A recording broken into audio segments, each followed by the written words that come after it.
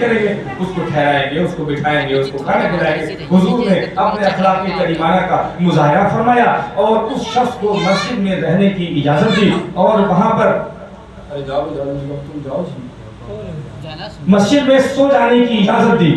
اب وہ بندہ جب رات کو سویا، اللہ کی مرضی، اللہ کو جو منظور تھا وہی ہونا تھا۔ رات میں اس بندے نے بستر کو غلیظ کر دیا، گندا کر دیا، اس پہ پیشاب وغیرہ کر دیا، بستر گندا ہو گیا، غلیظ ہو گیا۔ جب بستر غلیظ ہو گیا، گندا ہو گیا اور رات میں آنکھ کھلی اس شخص کی، دیکھا کہ بستر غلیظ ہو گیا، دیکھا کہ مسجد ہے تو بہت گھبرایا۔ اب مسلمان کیا کریں گے میرے ساتھ؟ اب مسلمان تو بہت برا برتاؤ کریں گے میرے ساتھ، اب تو مسلمان مجھے کاٹ دیں گے، مار دیں گے، کیونکہ میں تو ابھی آیا ہوں اسلام میں اور مجھ سے مسجد کی بغاوتی ہو گئی۔ گھبراہٹ میں، پریشانی کے عالم میں فوراً وہی بستر چھوڑا، غلاظت نہیں چھوڑی اور اپنا تلی تومرا بستر جو بھی سال سامان تھا اٹھایا اور مسجد شریف سے جلدی لمبے لمبے قدموں سے نکلا اور اپنے گھر کی راہ لی۔ جیسے ہی حضور تشریف لائے، دیکھا کہ مسافر نہیں ہے۔ حضور نے پوچھا مسافر کو رات ٹھہرایا تھا وہ کہاں ہے؟ صحابہ نے عرض کیا یا رسول اللہ ہمیں تو معلوم نہیں، واللہ ورسولہ عالم، یا رسول اللہ اللہ جانے اس کا رسول بہتر جانے، ہمیں نہیں معلوم کہاں گیا۔ حضور نے جب بستر کے پاس آ کر کے بستر کا مشاہدہ کیا، دیکھا تو دیکھا کہ بستر گندا ہو گیا، غلیظ ہو گیا، اس پر پیشاب وغیرہ لگا ہوا ہے۔ تو حضور نے جب دیکھا اور بتایا کہ دیکھو بستر کیسا ہے، صحابہ نے بھی دیکھا، یا رسول اللہ بستر تو ناپاک ہے، غلیظ ہے۔ اب آؤ گنی نہ تاؤ گنی، صحابہ کرام اس کو ڈھونڈنے کے لیے دوڑ پڑے۔ جیسے ہی دوڑنا شروع کیا، مسجد سے نکلنے والے تھے، حضور نے حکم ارشاد فرمایا ٹھہرو۔ دیکھیں آپ اسلام کتنا پیارا مذہب ہے، دیکھیں آپ ٹھہرو۔ حضور کے ارشاد پر صحابہ روکے، یا رسول اللہ ابھی اس کو لائیں گے، اس کو سزا دیں گے، اس کی غلطی کا احساس کرائیں گے، اس سے بستر کو صاف کرائیں گے، اس سے مسجد دھلوائیں گے، اس کو اس بات کی سزا دی جائے گی۔ یا رسول اللہ ہم اسے ابھی پکڑ کر کے لائیں گے۔ میرے آقا نے ارشاد فرمایا نہیں، اس کو پکڑنے کی ضرورت نہیں ہے، وہ گاؤں کا رہنے والا ہے، وہ دیہاتی ہے، وہ عربی ہے، وہ نیا اسلام میں آیا ہے، اسے ڈانٹنے کی ضرورت نہیں ہے، اسے ڈپٹنے کی ضرورت نہیں ہے، اسے مارنے کی ضرورت نہیں ہے۔ ادھر حضور اس کے ساتھ اچھا معاملہ کرنے کا حکم ارشاد فرما رہے ہیں، ادھر اس کے دل میں اللہ نے بات ڈال دی، سبحان اللہ، سبحان اللہ، ارشاد ڈال دی۔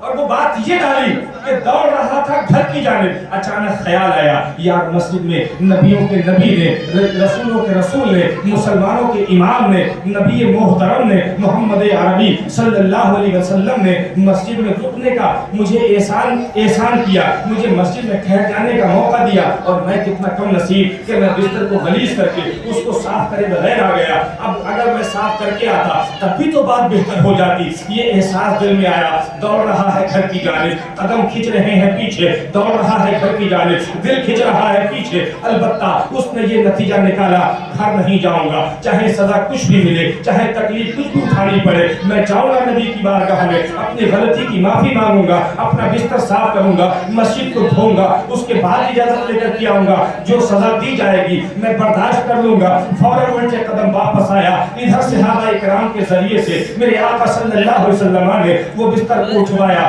باہر ڈلوایا، اس پہ پانی ڈال رہے تھے۔ عربی آیا تو دیکھا حضور اپنے مقدس صحابہ سے اس بستر کو صاف فرما رہے تھے۔ جب دیکھا تو آنکھوں سے آنسو آ گئے، جب دیکھا تو آنکھوں میں آنکھیں بھیگ گئیں اور سرکار کے قدموں میں گر گیا۔ یا رسول اللہ میں کیا سمجھ رہا تھا کہ اسلام کے چاہنے والے سزا دیں گے، میں کیا سوچ رہا تھا اسلام کے ماننے والے مجھے ماریں گے، میں کیا سوچ رہا تھا کہ اسلام کے ماننے والے میرا سر تن سے جدا کر دیں گے، مگر یا رسول اللہ آپ کی رحمت پہ قربان، اتنی بڑی غلطی کے باوجود بھی آپ اپنے آپ سے بستر کو صاف کروا رہے ہیں۔ سبحان اللہ، میری غلطی ہو گئی، سرکار مجھے معاف فرمائے۔ میرے آقا نے ہاتھوں سے پکڑا، اٹھا کر کے بیٹھ جانے کا حکم دیا اور ارشاد فرمایا اسلام ظلم کرنے نہیں آیا بلکہ غلطیوں کا احساس دلا کر کے سیدھا راستہ چلانے آیا ہے، اللہ کے بندوں کو اللہ سے ملانے آیا ہے۔ سبحان اللہ، تکبیر،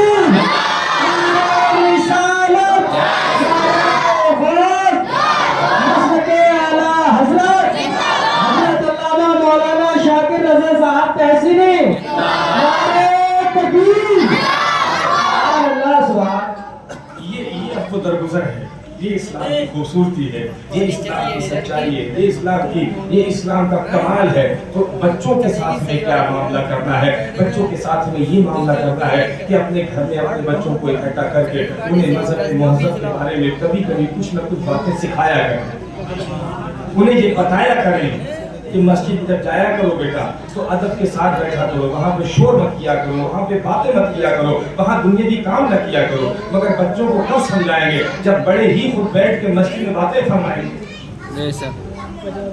یہ منہ مسئول کی دار نصیحت کون کرے گا؟ جو عمل کرتا ہو، جو خود نہیں کرے گا وہ کیسے سکھائے گا؟ یاد رکھیں بچے وہی سیکھتے ہیں جو گھر میں چلتا ہے، بچے وہی بولتے ہیں جو گھر میں بولا جاتا ہے، بچے ویسے ہی عزت و تعظیم کرتے ہیں کہ گھر میں جیسی عزت و تعظیم کی جاتی ہے۔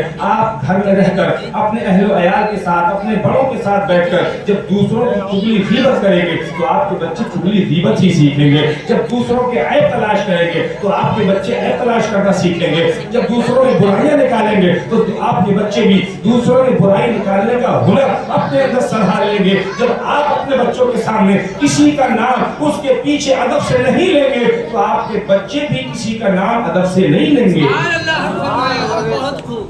ان کے دل سے احترام نکل جائے گا، ادب نکل جائے گا، اس کے دل سے عزت و تعظیم نکل جائے گی۔ ہونا یہ چاہیے کہ آپ اگر دشمن کا بھی اپنے گھر میں ذکر کریں تو ادب کے الفاظ میں کریں، تہذیب کے دائرے میں کریں، تاکہ آپ کے بچوں کے دل میں نفرتوں کا غبار نہیں بلکہ محبتوں کا چراغ روشن ہو۔ سبحان اللہ۔